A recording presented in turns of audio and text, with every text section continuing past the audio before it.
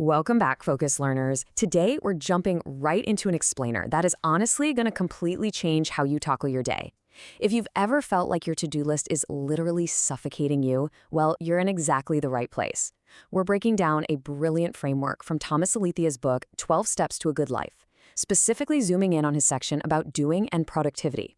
Our mission today? To take those chaotic, overwhelming lists of yours and transform them into a system of total organized peace. Let's get right into it. So, why exactly does your to-do list feel like a trap? I mean, we've all been there, right? You sit down at your desk, you've got your coffee, you're pumped to conquer the day. Then you glance at your list and bam, instant sinking anxiety. Instead of acting like a helpful guide, that endless, completely uncategorized brain dump just stares back at you like a disappointed judge. It causes absolute paralysis. And what happens? You end up doing nothing. Or, just doom scrolling on your phone for an hour. Let's think about the absolute absurdity of how we normally jot things down. You'll literally have a massive, life-altering goal like find a new career, sandwiched right next to buy milk. It's crazy. Alethea points out that when our brains see this wild mix of giant projects and trivial errands, it triggers our inner instant gratification monkey. Faced with that kind of intimidating mess, the brain just takes the easy way out. It avoids the list entirely. To fix this, we need a solid mental map. So here's our agenda for this explainer. First, we'll unpack the to-do list trap. Then we'll introduce the 5 types of tasks. We'll break those down into priority and scheduled tasks, followed by indicated and contingent tasks. After that, we'll look at managing your reminders, and finally, reclaiming your time. Section 1, the to-do list trap. Why traditional lists cause paralysis. Alethea uses this fantastic metaphor in the source material. He says, your conscious mind is basically riding on the shoulders of an 800-pound gorilla. That gorilla, it's your unconscious mind. Now, you can make all the ambitious lists you want, but if that 800-pound gorilla looks at the list and doesn't believe it's actually doable because everything looks equally urgent and impossible, it's just not going to move. You procrastinate, you avoid, and you wait until the very last second when the panic monster wakes up and screams at you to get to work. Let me tell you, that is an exhausting way to live. The absolute crucial takeaway here is that we can't treat everything as equally urgent. This brings us to the Pareto principle, or the 80-20 rule, which Alethea heavily highlights. It basically tells us that 80% of our desired results come from just 20% of our tasks. If we want to bypass that panic monster and actually get our 800-pound gorilla moving, we have to focus our immediate mental energy on just that crucial 20%. But to find that 20%, we need ruthless categorization.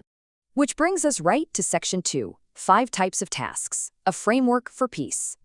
I absolutely love this quote that Alethea includes from Thomas Carlyle. It goes, our main business is not to see what lies dimly at a distance, but to do what lies clearly at hand. That perfectly captures the entire philosophy of this explainer. We have to categorize our tasks to filter out all that distant noise so we can zero in on what actually matters right in front of us. And here is the solution. According to the framework, every single action in your life, literally everything, fits perfectly into one of 5 distinct categories. We've got priority tasks, indicated tasks, contingent tasks, scheduled tasks, and reminders. Let's break down exactly what belongs where. Moving right along to Section 3, priority and scheduled tasks, immediate action and firm dates. First up, we have priority tasks. Alethea stresses the importance of identifying your first 3 things. These are your urgent, value-driven goals that you absolutely have to knock out today to actually move the needle in your life. And guys, here is the total game changer. Priority tasks are the only things that belong on your daily to-do list, period. By capping your list at what's truly essential, just those first 3 things, plus maybe a couple absolute must-dos, you completely kill the overwhelm that freezes up your unconscious mind. Next are scheduled tasks. These are events or actions that have a firm, set date or time. Think meetings, dentist appointments, or, picking your buddy up from the airport. The golden rule here is this. If a task is tied to a specific date and time, writing it on a standard to-do list is a massive mistake. It has to go on a calendar. You've got to keep your to-do list pure and totally separate from your timeline. Let's hit Section 4, indicated and contingent tasks, routines and stacked habits. Okay, so indicated tasks are those obvious, recurring chores of daily life. We're talking doing the laundry, washing the dishes, taking a shower, basic cleaning. Alethea argues, and I totally agree, that you shouldn't be writing "do laundry" on your daily to-do list. When you do that, it just clutters up your brain and manufactures this fake sense of overwhelm. Instead, these indicated tasks just need a dedicated block of time, a routine. You don't list them, you just do them on autopilot when the time comes. Then we've got contingent tasks. These are essentially habits stacked right onto other habits. They depend on another action being finished first. It's brilliant because it leverages momentum you already have, acting like an if-then trigger. You're basically pre-deciding your actions so you don't have to burn precious willpower thinking about them later on. Here's what that looks like in the real world. Step 1. You finish cooking dinner. Step 2. You immediately clean the kitchen. By linking a contingent task, like cleaning, to a natural, everyday trigger, like finishing a meal, you eliminate the need for lists or motivation entirely. It just becomes part of the motion. It's a stacked habit that keeps your life running smoothly with zero extra friction. All right, Section 5, Managing Your Reminders, Projects for the Future. Alethea defines reminders as those low-priority tasks, long-term projects, or big desires that don't have an immediate deadline. Things like clean the whole garage, learn conversational Spanish, or redesign my website. Let me be clear, these absolutely do not belong on your daily radar. They belong on a separate reminders list, sometimes called a someday/maybe list. You peek at this list weekly or maybe monthly during a planning session.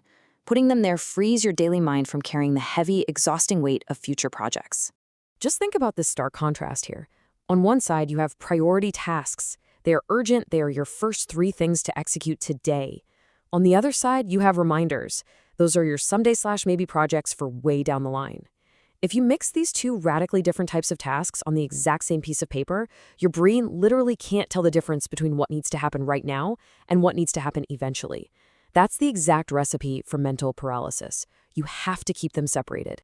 Finally, Section 6, Reclaiming Your Time, Moving from Chaos to a Functional System. Listen, if you take only one single thing away from this whole explainer, please let it be this core rule. Only priority tasks belong on your daily to-do list. Your daily list needs to be fiercely, ruthlessly protected from non-urgent clutter, daily routines, and big future dreams. It is your sacred space for execution, today only. So to wrap this whole system up based on Alethea's work, it's all about deploying the right tool for the right task.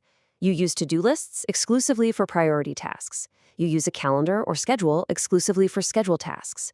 You use designated routines for your indicated and contingent tasks so they run completely on autopilot. And you use a separate reminders list for absolutely everything else.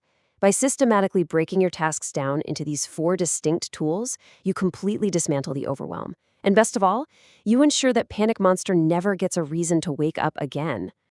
I want to leave you with a pretty provocative question.